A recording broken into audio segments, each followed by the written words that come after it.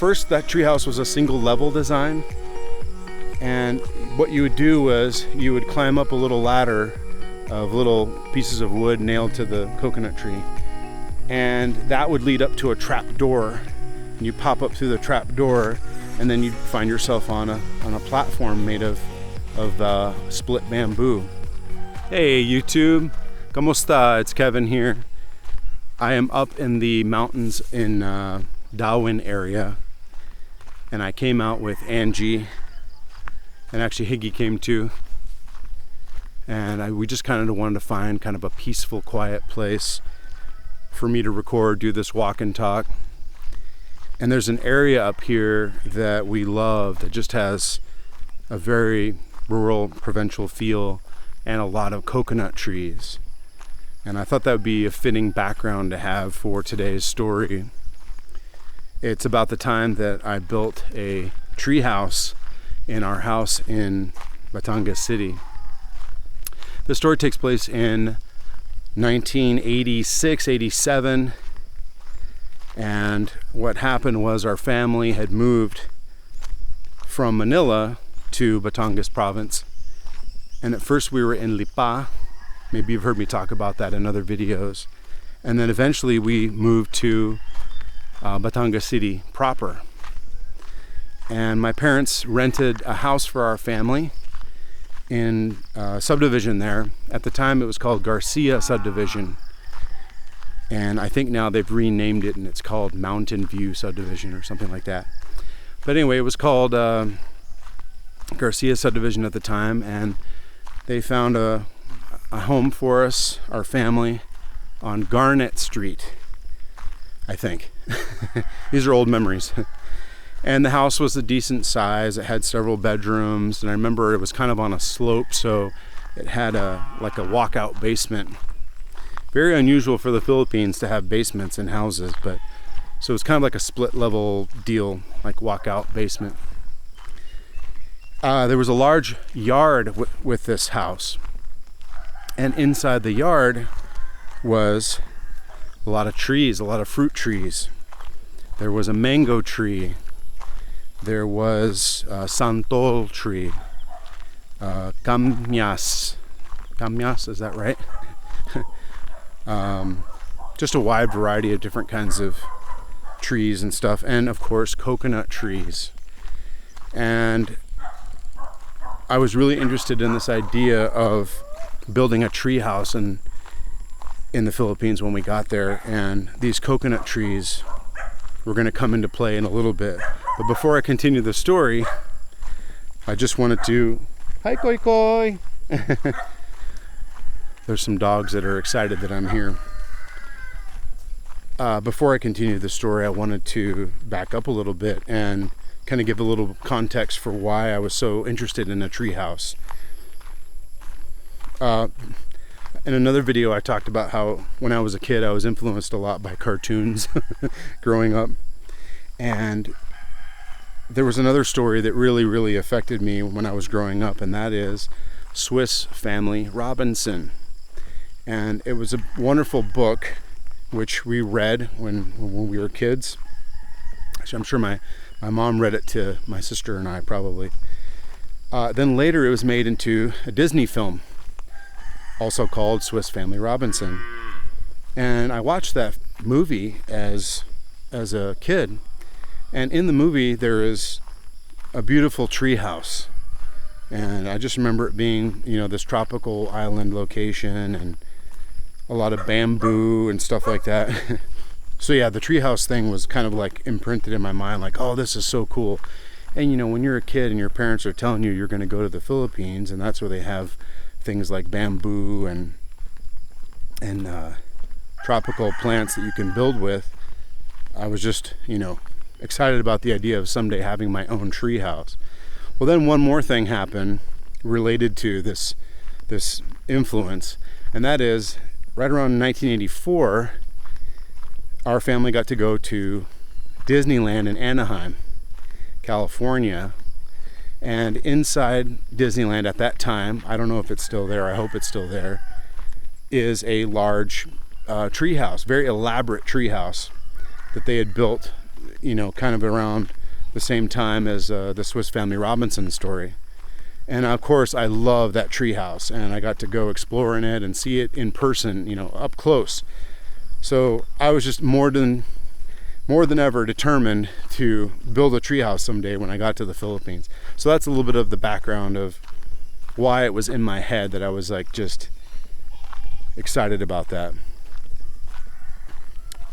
So there was coconut trees in the yard, and we needed to find a location to build a treehouse.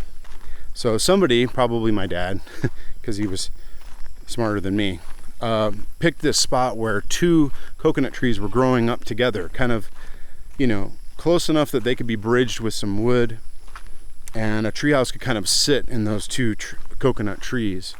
So that's what we did. And it was going to be a really, really fun place for my sister and I to hang out and our friends to hang out. And a funny thing happened when we started building it, and that is an unintended, I guess, I don't want to say consequence because that sounds negative, but an unintended bonus was that in the process of building this treehouse with my dad, I ended up picking up a lot of basic carpentry skills, like little construction skills. So for the first time in my life, I'm like 7 years old, 8 years old, I'm working with hammers and nails. I'm sawing, with saws and cocoa lumber, and learning how to build basic structures out of wood and bamboo and nipa. And so it was just really kind of neat that in addition to just building a fun treehouse to live in, we also got to learn some carpentry skills. And I've taken those skills with me to this day. I've always been a handyman type of guy and a do-it-yourselfer. And I love working with wood. And I'm really convinced it all stems from those days of building the treehouse and the coconut trees. So thanks to this, I can say I'm kind of handy, and I'm a DIY guy. First, that treehouse was a single level design. And what you would do was you would climb up a little ladder of little pieces of wood nailed to the coconut tree. And that would lead up to a trap door. And you pop up through the trap door, and then you'd find yourself on a platform made of split bamboo. And of course there was a railing and protection, so you wouldn't fall off, because now I think we were like probably 10 feet off the ground. Of course, to me when I was a kid, it felt like I was 50 feet off the ground. And then over the top of all of that was a nice roof made out of nipa. And nipa is the leaves of the coconut branches that have been carefully kind of strung together and form a thick covering. And what you do is you layer them, and it really almost makes like a waterproof roof for you, so when it rains really hard, the water doesn't land on you. And Filipinos still use that to this day. They still build with nipa, and they sell it on the side of the road. So we had that. We had a lot of bamboo. Hello. Just vlogging. It's very beautiful here. I'm probably distracting some people who are trying to get some work done in the afternoon here. So basically our treehouse was just like a nipa hut in the air, you could say.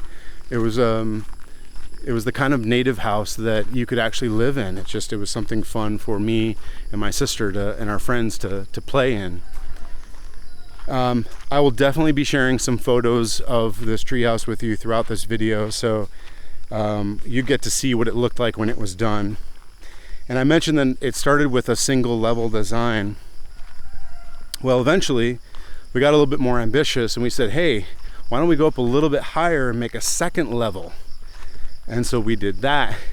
And the second level was almost kind of like a tower, like a watchtower. And it came up the side of one end of the treehouse and went up another level, small. And again, you had a platform and a railing and another roof. So it ended up being 2 levels by the time it was done. And it was just the coolest thing. We had so much fun in this treehouse. And you know, when you're a kid and you can use your imagination, a place like that was just, you know, 1,000 different places and adventures. And we just could imagine that we were anywhere doing anything. The treehouse could be a pirate ship. The treehouse could be a spaceship. It could be, you know, a mansion. It didn't matter when you're a kid. Later in life, I realized something kind of cool about this treehouse and about how we built it. And that was how my dad took an event in our lives that could have been just something simple, like, okay, you guys can build a treehouse, you know, here's some materials, have at it. He took it a step further, and he used that as an opportunity to bond with me and my sister. So almost like something out of a parenting 101 book, you might say. It's like, Dad was busy a lot, you know, with his work, and sometimes he was gone, and here was an opportunity that he realized that, hey, I can spend some time with my kids. Hello. Vlogging. I can spend some time with my kids and have a chance to bond with them. And I just thought that was really cool, because we did.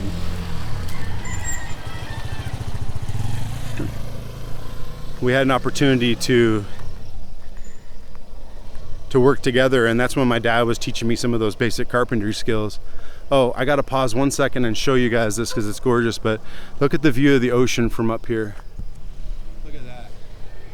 Isn't that amazing? I wish I could walk and turn around and walk backwards and you could see the ocean.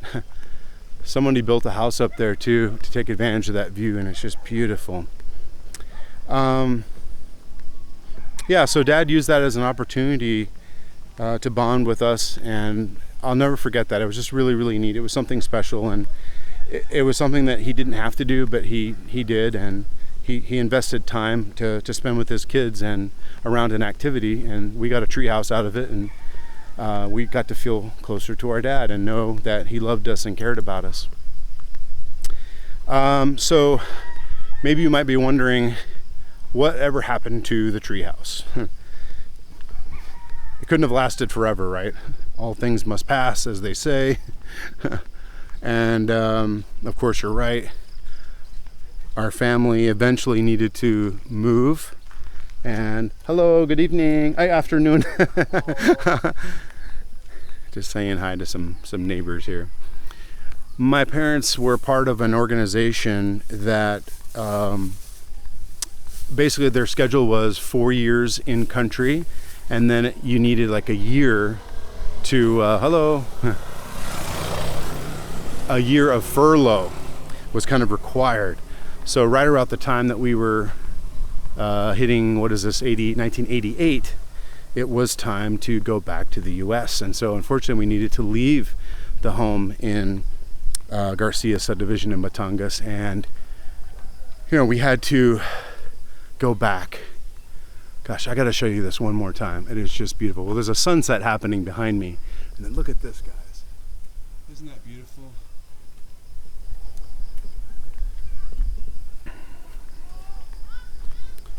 So it was time for us to go, and we were gonna have to move out of the house on Garnet Street. And I guess I knew somehow, even as a kid, as a 8-9-year-old, that this treehouse wasn't going to be able to last forever, but I wasn't necessarily ready to say goodbye to it. And unfortunately, I had to say goodbye to it in a really sad way. And that was, my dad had either hired or given permission to a couple of Filipino guys to come in and dismantle the treehouse and probably scrap it, you know, reuse the materials to build something else, something to that effect. And unfortunately, the day they started working to tear down the treehouse, we were still there as a family. We hadn't left yet. And I just remember, you know, I'm this young kid with a tender heart who loved his treehouse, and I make my way to the backyard, and I see these two Filipino guys destroying my treehouse. And of course, I just immediately like burst into tears. and I'm devastated, and they're destroying this treehouse that meant so much to me. And I run to my dad, and I'm like, Dad, they're taking down the treehouse, they're destroying it. And he's like, oh son, I'm so sorry. I told him to wait at least until we were gone before they started working. Which of course did not help at all, you know, but he was trying to say like, hey, I didn't want him to tear it down while you were here. But anyway, that was the end of the treehouse. It eventually got torn down, and we enjoyed it and loved it while we had it, but of course eventually it had to go. So it was sad. Years later, I was able to go back to Garcia subdivision, now Mountain View, and I was able to go by the old house on Garnet Street. And it looked older, it looked a little bit more run down. It's still there, but even more fun was seeing that the 2 coconut trees that held my treehouse were still there in the backyard. That's just kind of neat. That made me happy. I'm glad they were there, and it also made me want to go back and check on those 2 trees, you know, now, and see how they're doing. I don't make it to Batangas that often, but the next time I go, I definitely will check. If there was a takeaway for this video, it would definitely be the theme of, if you're a parent or a guardian or looking after a kid, and you have the opportunity to invest some time with them and bond with them over something special like building a treehouse, oh, please do it. It's the best thing you can do for a kid, especially at that age, right around 7, 8, 9 years old, when we need that parent in our lives in that moment. I hope that you will do that. Maybe you already had an opportunity to do that, but that'd be, I guess the next thing would be to leave a comment below. I was going to say, leave a comment if you ever had a cool treehouse growing up, even if it was just a little platform in the trees. I know it was probably special to you and meant a lot, but leave a comment below if you've had an opportunity to, you know, to bond with your kid or your stepkid through something fun like building a treehouse. All right, I think I'm going to wrap it up there. I love this location. I love coming up here in the mountains and seeing the views and looking at the coconut trees, and I will wrap it up there. But if you like this video, please give it a thumbs up, give it a like. It really helps my channel grow. I'm so grateful for that. And you guys are the best. Thanks for watching these videos, especially my core audience that keeps coming back and wants to listen to all the silly stuff I have to say. It means a lot. All right, I'm gonna wrap it up there, guys. I'm hitting a barangay hall, so it's starting to get a little bit noisier. Oh, but this will be perfect. As I say goodbye to you, I'm gonna be able to turn the camera around and show you the ocean and Apo Island one more time. Okay, thanks guys. Give it a like, consider subscribing if you'd like to hear more stories about life in the Philippines. I look forward to sharing stories about my life as a kid growing up there and stories about my life here now. All right, with that, I will say goodbye and mabuhay. We'll see you again soon. Bye.